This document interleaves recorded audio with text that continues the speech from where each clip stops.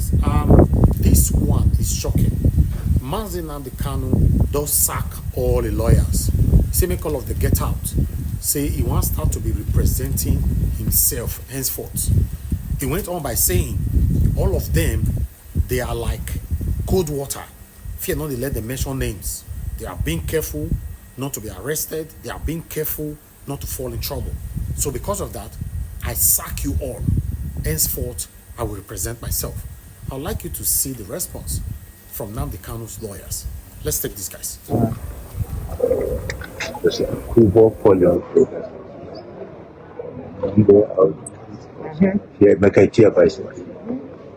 Number of votes different. Nnamdi has decided to conduct his defense by himself. He has the right to do so. We respect that decision. We wish him well going forward. Thank you, sir. All the reaction for you. Thank you, sir. Thank you very much. That's fantastic, sir. Thank you.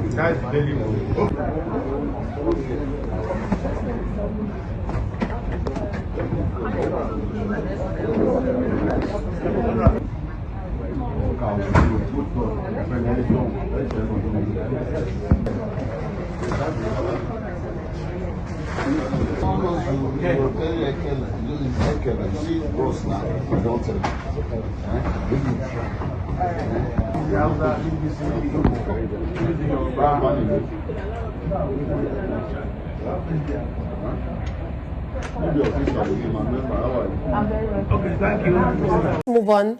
The legal battle of detained IPOB leader Nnamdi Kanu is taking a new twist as he informed the Federal High Court in Abuja that he's ready to open his defense. The development came just hours after Omoyele Sowore-led protests across parts of the capital demanding his release. Recently declared medically fit to stand trial, Kanu filed a motion stating that he would personally testify, disclosing 23 witnesses, including General Theophilus Danjuma, Governors Babajide Sanwo-Olu and Hope Uzodinma, and FCT Minister Nyesom Wike, while requesting 90 days to conclude his defense. He assured the court of his full cooperation, insisting that justice must not only be done, but must also be seen to be done. Ahead of the defense, Kanu held a private consultation with Agabi and his legal team. The closed-door session, which lasted for some hours, was approved by Justice James Omotosho as part of preparations for the defense to open its case on October 23. The judge also granted Kanu 6 consecutive days to present and close his defense and an accelerated hearing. Let's come to you, Dr. Eric. What do you think about this new development? You know, Kanu coming out to say that he's ready to defend himself, he's open for defense. What do you think about this development? I have first of all said Nnamdi Kanu's case. There was a time I decided I wouldn't be talking about it. I also said I don't even want to hear anything about it. But federal government had made it an issue that those of us who believe in human dignity, who believe in rule of law, have to now step in. If, as at the time, they arrested him and then extradited him from Kenya there, and they started the trial sincerely and diligently. I also said it. I've said this in many fora. Sincerely and diligently. Let us know whether he's guilty or not. The way it is. We won't be talking all these things. What we'll be talking about, okay, the trial is going on well, and then probably they will have concluded it. The zeal with which they went to do all the things they did to bring the man here, even against the international law. I'm not holding brief from Nnamdi Kanu. I have my own area of beef with him. Ordering people, making things that should have been that have human face, making it become the way it is in the East. People cannot go there. People are like, no, let us do that. I'm not going there. I am looking at the human rights of individuals. What they did, if Kenyan president was proud of what he did, why is he denying it? Why would you do what you don't do? But that's by the way. Now, the issue of trial. I've just said a few minutes ago that if Nigerian electorates or citizens know their rights, government will not be behaving the way they are behaving. Who told you that Omoyele's protest did not make meaning? It impacted. Everybody's now conscious.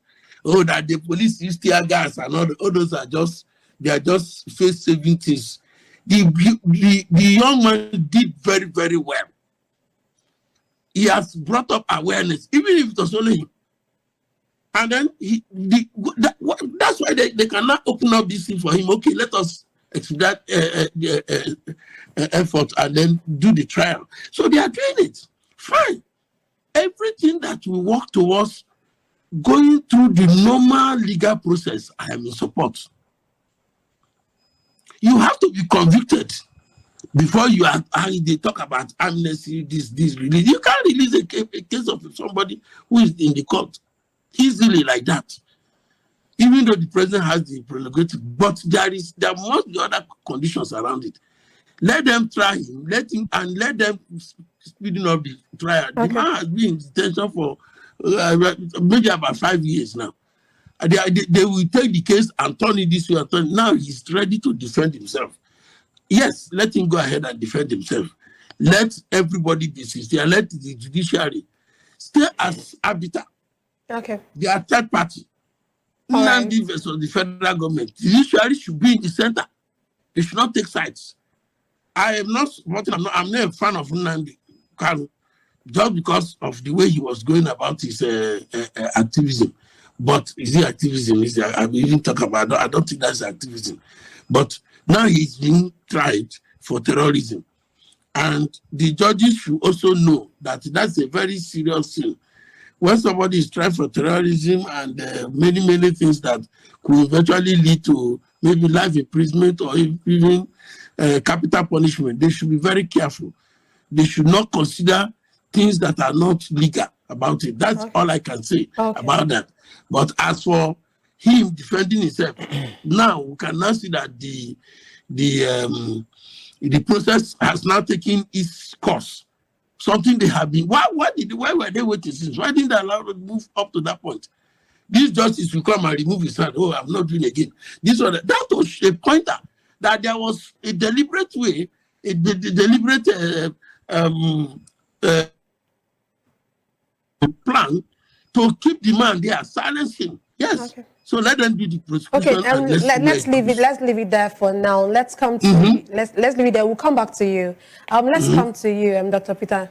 So one of the things that he has done, or one of the things he has said, he has mentioned some weaknesses, and he's going to be calling some persons or some dignitaries like, Danjuma or Wike, and, what's the strategy for naming those people as his witnesses? Excuse me.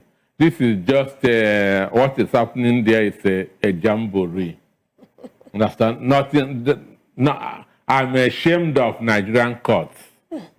I'm very, very ashamed of Nigerian courts. I want to start from Kenya. One, Nnamdi Kanu was arrested in Nairobi and detained. Understand?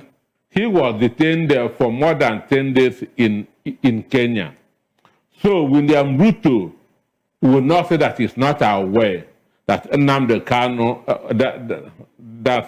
was under arrest in Kenya. He cannot deny that he was not aware that Nnamdi Kanu was in detention in Kenya. But one good thing, we have a God of justice. The people who conspired to bring Nnamdi Kanu back to Nigeria are dying already. The people that brought their private jets and bring money to go and bring Nnamdi Kanu to Nigeria, and the others are dying already, and they'll continue to die. They are dying already, and they'll continue to die.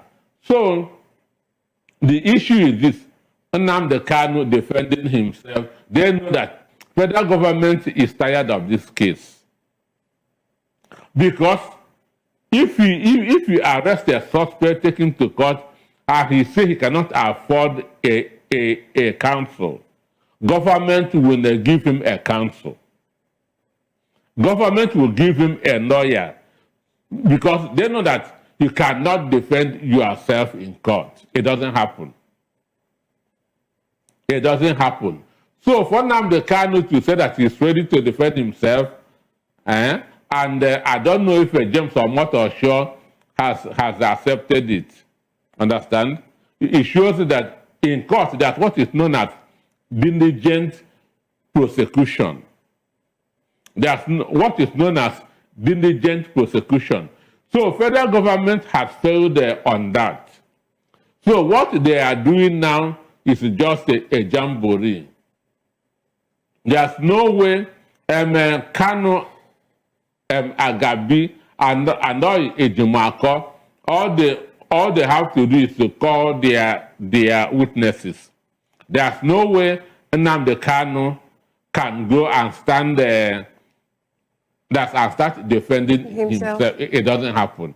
So that shows you that that federal government is tired of this case. Of course. Well, tomorrow is when his when his first hearing will start, October 23. That is when he's supposed to appear in court.